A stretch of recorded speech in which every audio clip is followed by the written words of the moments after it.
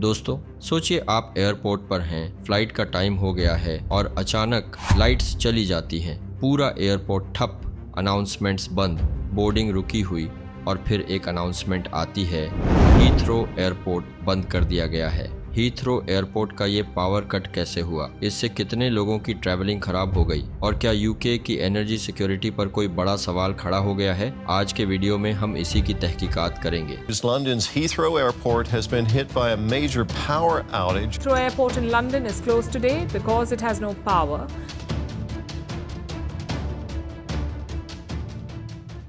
Heathrow airport दुनिया के सबसे बिजी एयरपोर्ट्स में से एक है, लेकिन फ्राइडे को अचानक एक पावर आउटेज की वजह से पूरा एयरपोर्ट बंद हो गया। वजह वेस्ट लंदन के नॉर्थ हाइड सबस्टेशन में लगी आग। इस आग ने सिर्फ एयरपोर्ट ही नहीं, 16,300 घरों की बिजली भी काट दी। सोचिए, एक ही जगह की प्रॉब्लम से इतना बड़ा बवाल। इस इंसिडेंट के बाद यूके के एनर्जी सेक्रेटरी एड मिलीबैंड ने national energy system operator NESO को तुरंत इन्वेस्टिगेशन के लिए कहा। उनका कहना है कि हमें समझना होगा कि ऐसा कैसे हुआ और इसे आगे रोकने के लिए क्या किया जाए। लेकिन ये सिर्फ एयरपोर्ट का मामला नहीं था। हीथ्रो ने खुद अपनी इन्वेस्टिगेशन शुरू कर दी है और उनकी क्राइसिस मैनेजमेंट प्लान की रिव्यू करने के लिए ट्रांसपोर्ट सेक्रेटरी रह चुकी रूथ कैली को हायर किया गया है। अब सवाल उठता है, हीथ्रो के पास बैकअप पावर सिस्टम्स थे तो फिर इतनी तबाही कैसे मच गई?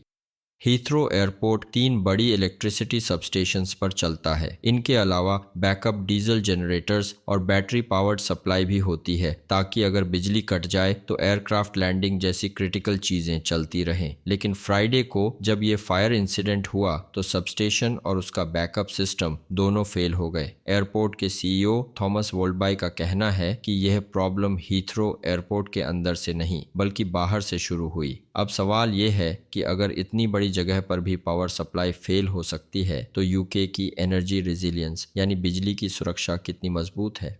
अब आते हैं इस इंसिडेंट से हुई तबाही पर। 1,400 फ्लाइट्स प्रभावित हुईं, 120 फ्लाइट्स डाइवर्जन करनी पड़ी, 30 से ज्यादा फ्लाइट्स कैंसिल करनी पड़ी, सैकड़ों पैसेंजर्स एयरपोर्ट पर फंसे रहे। लोगों की तकलीफें अलग अलग जगहों से सामने आईं। फारा रफीक नाम की एक लड़की जो अपनी दोस्त की वेडिंग के लिए हीथ्रो से कैम्बोडिया जा रही थी, उसे नई फ्लाइट के लिए दोगुने पैसे देने पड़े। मायमी से शार्लट और उनकी फैमिली अपने छोटे बच्चों के साथ हीथ्रो जा रही थी, लेकिन उनका प्लेन मिड फ्लाइट ही वापस मोड़ दिया गया। अब वो मायमी में फंसे हुए हैं, होटल से होटल भटक रहे हैं और फ्लाइट का कोई कॉन्फर्मेशन नहीं मिल रहा।